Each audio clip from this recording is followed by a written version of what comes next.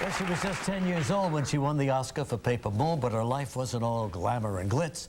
Now she tells about her turbulent childhood, drug abuse, and other personal heartbreaks in this book. So here is Tatum O'Neal.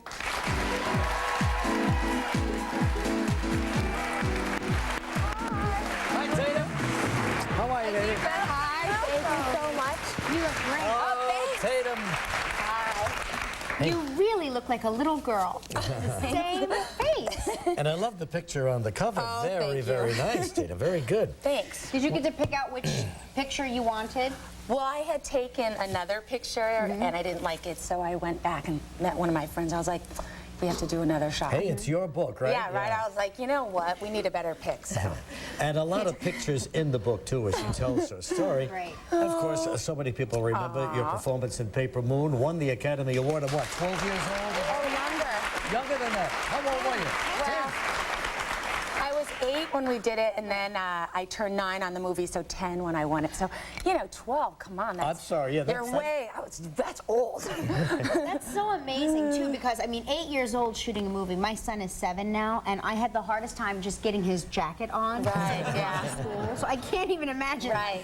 Lines one and with- knowing your mark. With your mom, Joanna Moore, at Christmas time? Yeah. I like the little go-go boots, too. They're hot. Those are hot. Doesn't matter. She was a beauty. She had her own film career.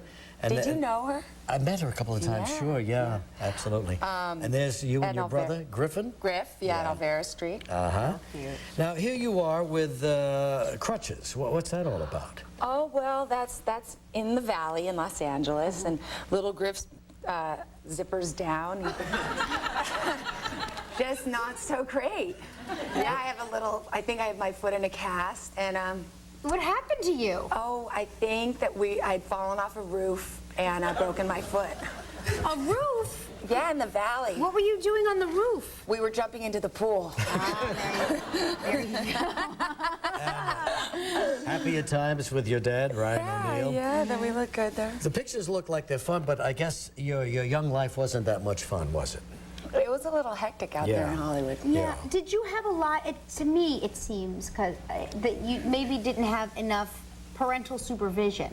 How about just any supervision? Yeah, any supervision, and that's very important. I mean, to say not let your children jump off the roof into the pool. Well, yeah, we were like 5 and 6. And I so, think. was it very much up to you to decide what was right and what was wrong, and what was safe and not safe? Say.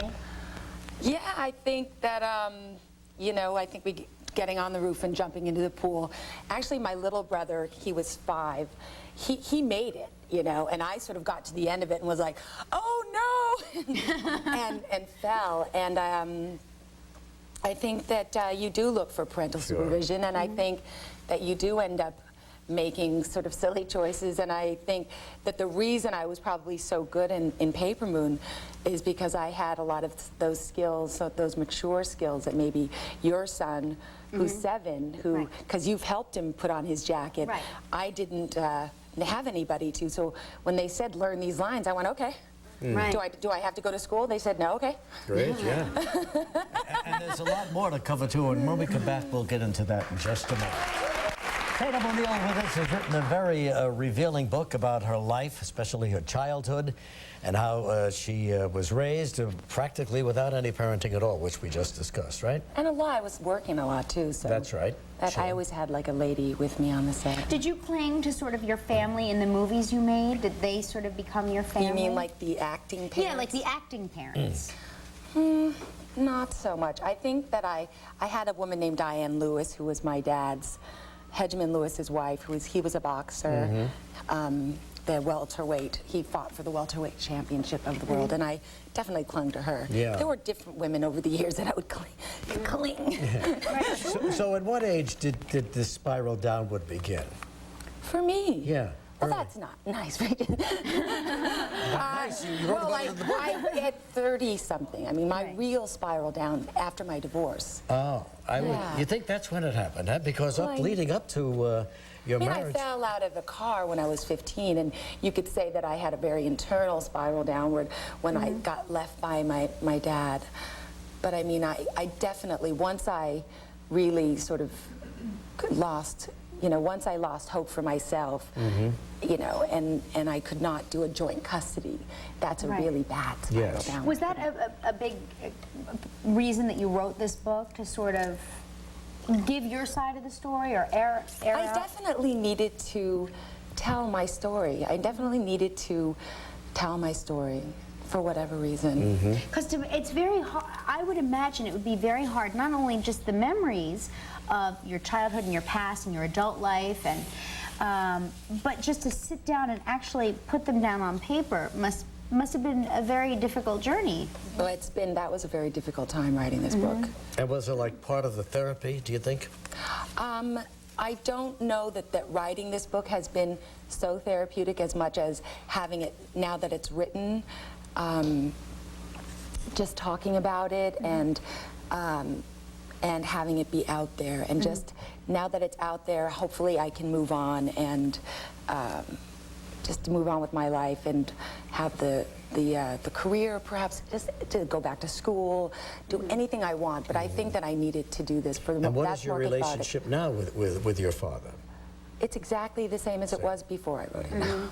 And what about your relationship with your children? It's as great as it was last week. I mean, Right. they're still exactly the same. Go get me this that I want. I want, you know, I need clothes. We were just shopping yesterday. So you've overcome all those personal demons then, and it looks like blue skies ahead, huh? That's what I'm thinking. Oh, well, that's Great. That's great. Now, there's some life, I see we're living it. Tatum O'Neill's book right now in the stores, The Paper Life. Tatum, thank you very much for coming. It's so great to have you here. Claudia Cohen and the Friars Roast for Donald in a moment.